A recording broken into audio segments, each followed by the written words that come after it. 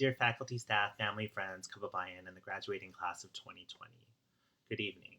My name is Dr. Kevin Nadal, and I'm so honored to be speaking at this Pilipinx graduation, known to many of us fondly as P-Grad. To speak at UCI's P-Grad is so special to me because I'm a UCI alum. I was an undergraduate in the 1990s, and I double majored in psychology and political science. In fact, I volunteered and helped coordinate the first three P-Grads, and I walked in the fourth one 20 years ago wearing this exact stole. 20 years ago was a very long time ago, but I still remember a lot of it very vividly. As a freshman, I lived in Middle Earth, and I had no idea what that meant, as the Lord of the Rings movies hadn't even come out yet. I served on the Kabayan board for 2 years, serving as PCN coordinator my sophomore year, and then Kaba president my junior year. Among the many memories of my era as an anteater include the infamous 6-hour PCN, a protest at Friendship Games, Kababayan separation from APSA, Kaba's 25th anniversary, and the creation of Alianza ng Mga Kababayan. I'm proud to be part of the Kababayan board that planted the banana tree next to the current cross-cultural center, not to be mistaken with the Kababayan board members from the 70s who planted the banana tree behind the old cross-cultural center. Back then, the cross was one story with one small conference room, and yet somehow dozens of us lived there between classes. I honestly can't tell you how many hours I spent at that building, definitely more than I did in my actual classes. During those times, the Filipinos built coalitions with the African Student Union and the MECHA. We fought against Prop 209 and for ethnic studies. Some of my classmates were the first students to graduate with bachelor's degrees in Asian American studies. Others of my classmates were the first in their families to graduate from college or the first to go to graduate school. And as I reflect back at all these memories, I realized that what seemed like innocuous college student experiences are actually now part of history. My dear friend, the late great historian Dr. Don Boholana Mabalan, once said that history was merely, quote, chismis with footnotes. So let me tell you the chismis of what it was like to be a student in the 1990s. We didn't have social media. Hardly anyone had laptops. Most of us had pagers, but only the most privileged had cell phones. Caller ID wasn't invented yet, and we actually answered our landlines. Email was introduced to UCI 2 years prior to me becoming a student, and so my class was the first class that was automatically assigned an email address. So while some folks older than me had emails like qtpanay@uci.edu, mine was merely knadal. In spite of the lack of technology, we still managed to find each other.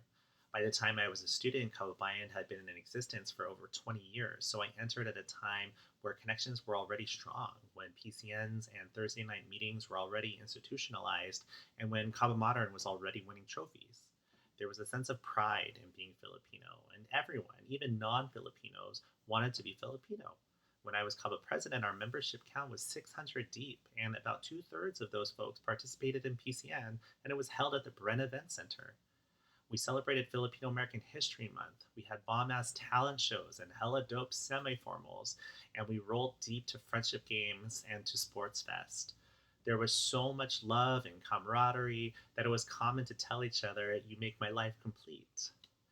But it wasn't just Kababayan. The entire Filipino American community at UCI was very strong and known. PUSO had been thriving for years, uniting voices, and Kaba Modern headlined multiple campus events. We had Filipinos who served as ASUCI vice presidents and as leaders in Greek organizations, and we even had Filipino American homecoming queens and kings. Despite these student successes and clear, visible representations, there were many systemic problems affecting us. There were no Filipino American professors and hardly any Filipino Americans in administration. Within the Asian American Studies department, there was only one Filipino American Studies class. Asian American Studies centered mostly on East Asian American experiences, and Filipino American history was virtually missing.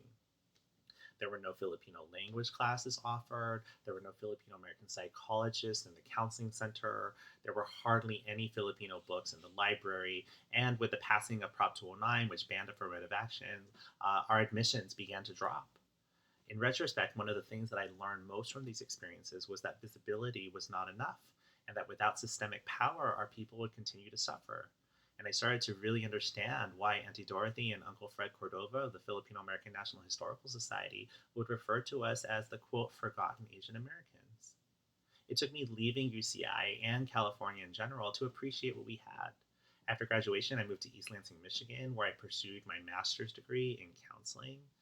At MSU, the Filipino Club consisted of about 15 to 20 active members. Most of them had grown up in places where they were the only Filipino, and so being around 20 others who looked like them and grew up like them was actually a treat for them. They didn't have ethnic studies, and somehow I, as a 23-year-old, ended up teaching the first Filipino American Studies class at MSU. I shared stories about Filipino American history and student activism and made them read America's in the Heart. And when I told them about PCN, they wanted to create their own, so they called it Halo Halo, and they still do that today. Through my experience at MSU, I learned a couple of things. First, I learned how important it was to build community with Filipino Americans instead of competing with them. It was no longer about having the best PCN or modern dance group, but rather to celebrate that anyone had a PCN or any modern dance group at all. Second, I learned that no matter where they were, Filipinos knew how to find each other, how to build community, and how to thrive. Like the Manongs and Manongs who found each other in the early 1900s in Stockton and Delano, in Alaska, in Hawaii, and in Brooklyn. Filipinos were drawn to each other. This was Kapwa. If you don't know, Kapwa is the notion that Filipinos across the diaspora are all connected to each other, that we feel a spiritual sense of community. Kapwa is the reason why my parents always find the other Filipinos anywhere we go, work, church, Disneyland, and become friends.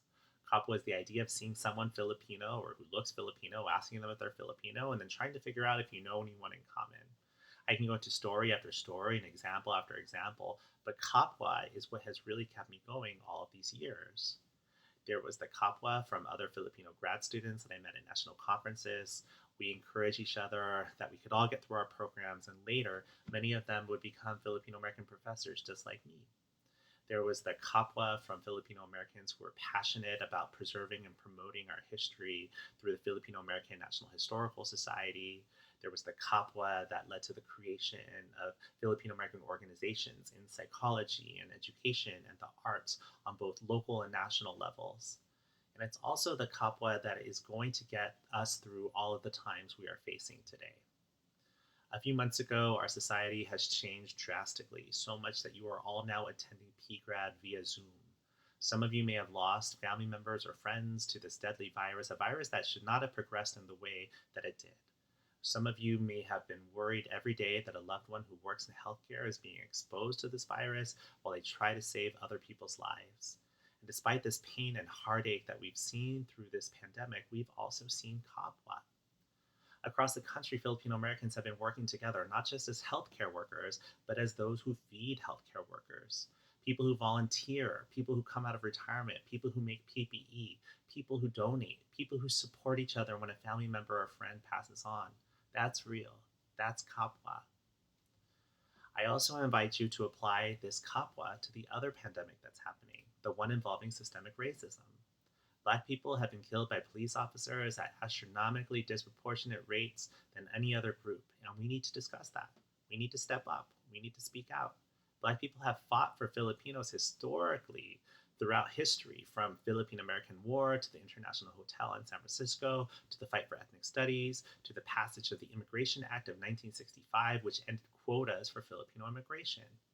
And even if they didn't do any of those things, we should still support Black people because Black lives matter. We cannot stand idle and watch racism continue. Standing idle is not something that our ancestors would have done. Our ancestors have always fought for freedom against our colonizers. Lapu-Lapu and his Barkada fought back against Magellan, who killed and raped indigenous peoples of what is now known as the Philippines. Gabriela Silang led the Ilocano rebellion against the Spaniards for months before she was assassinated. Jose Rizal wrote about the atrocities of the Spanish friars, and Andres Bonifacio and the Katipunan led the revolution. Larry Itliong and Philip Veracruz led one of the most successful labor movements in world history. Fred and Dorothy Cordova fought to preserve our Filipino-American history, and Dr. Don Boholana Mabalan fought to historically preserve Little Manila in Stockton. Sitting in silence is not something you're going to want to tell your children and your grandchildren when they ask you about this moment in time. In fact, I hope you all realize that everything you do will be part of history. Your innocuous college student experiences are now part of history. Your career endeavors and your community involvement will be part of history. In fact, let me tell you about some of the ways that your fellow UCI alum have made history. Henry De Leon, who was once Kababayan publicity coordinator, won 2 Emmy Awards for his work on Game of Thrones. Michelle Kamaya, who was once PCN dance coordinator and a member of Kaba Modern, danced on Broadway for over 10 years on shows like The Lion King and Come Fly Away. Kimmy Maniquez, who was once Kaba Modern coordinator and Kaba internal vice president, became executive director of 2 major nonprofit organizations advocating for social justice.